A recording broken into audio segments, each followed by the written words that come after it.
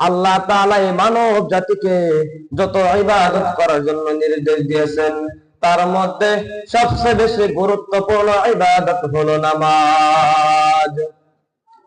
ও বন্ধু,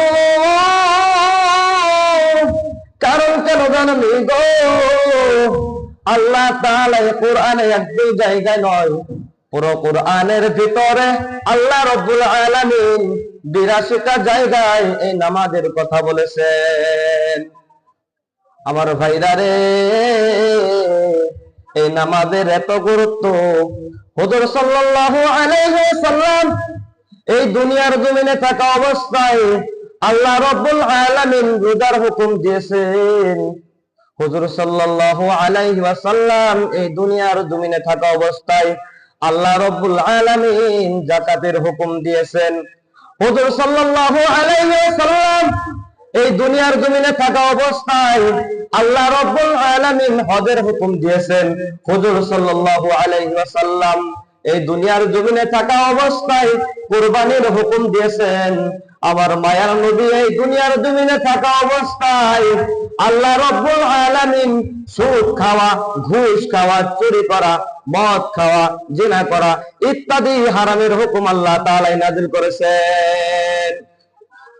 ও বন্ধু,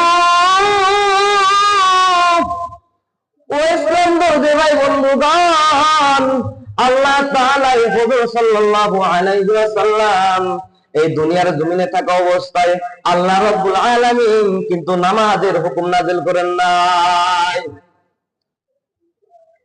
আমার ভাইরা রে, এখন প্রশ্ন করতে পারেন, তাহলে নামাজের হুকুম কোথায় নাযিল হয়েছে? নামাজের হুকুম নাযিল হয়েছে মেরাজের রাতে। হুজুর সাল্লাল্লাহু আলাইহি ওয়াসাল্লামকে সাত আসমানের উপরে নিয়ে আল্লাহ রাব্বুল আলামিন এই নামাজের হুকুম দিয়েছেন। জোরে বলেন না একটু সুবহানাল্লাহ। ও বন্ধু, আল্লাহ তাআলা প্রথমে ৫০ ওয়াক্ত নামাজকে ফরজ করিলেন।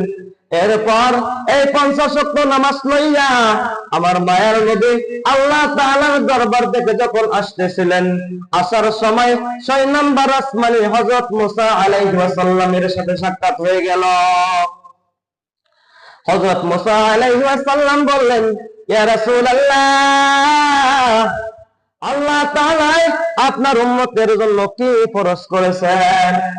মায়ার নবী উত্তর দিলেন, আল্লাহ রাব্বুল আলামিন আমার উম্মতের জন্য ৫০ ওয়াক্ত নামাজকে ফরজ করেছেন।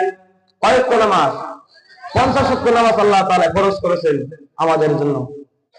আমার ভাইরা রে, মুসা নবী এই প্রশ্ন করার পর যখন উত্তর দিলেন, উত্তর দেওয়ার পর মুসা নবী বললেন, ইয়া রাসূলুল্লাহ, ইয়া হাবিবাল্লাহ, আমার উম্মত ছিল শক্তিশালী, আর আমার উম্মতের জন্য আল্লাহ রাব্বুল আলামিন মাত্র ২ ওয়াক্ত নামাজকে ফরজ করেছিলেন। আর ওই বান্দারা ওই ২ ওয়াক্ত নামাজ ভালোভাবে আদায় করতে পারেন নাই। আর আপনার উম্মত তো দুর্বল, পারবে না। আপনি আল্লাহ তাআলার দরবারে গিয়ে দরখাস্ত করে নামাজকে কমিয়ে নিন। আমার ভাইরা রে,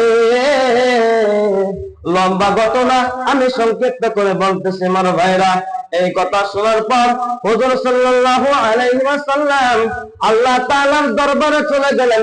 দরবারে চলে যাওয়ার পর একবার, দুইবার, তিনবার এরকম ভাবে বারবার দরখাস্ত করার পর অবশেষে আল্লাহ রাব্বুল আলামিন আমাদের উপর দয়া এবং মায়া করিয়া ৫০ ওয়াক্ত নামাজকে কমায় মাত্র ৫ ওয়াক্ত নামাজ পর্যন্ত নিয়ে বলেছেন। জোরে বলেন সুবহানাল্লাহ। ও বন্ধু, আল্লাহ বলেন, ৫০ ওয়াক্ত নামাজকে ৫ ওয়াক্ত বানাইলাম, কিন্তু ৫০ ওয়াক্ত নামাজের নেকি কিন্তু কমাই নাই। কোন বান্দা যদি ৫০ ওয়াক্ত নামাজ না আদায় করে, যদি ৫ ওয়াক্ত নামাজ আদায় করে, ওই বান্দাকে ওই ৫ ওয়াক্তর খাতিরে আমি আল্লাহ ওই ৫০ ওয়াক্ত নামাজের সওয়াব দিয়ে দেই। জোরে বলেন সুবহানাল্লাহ। আর ভাইরা রে, আল্লাহ বলেন, মা জাআ বিল হাসানাতি ফালাহু আশরু আমসালিহা। কোন বান্দা যদি একটি নেকি করে, ওই বান্দাকে একটা নেকির বদলে 10 গুণ নেকি দিয়ে বাড়ায় দেয়। জোরে বলেন সুবহানাল্লাহ।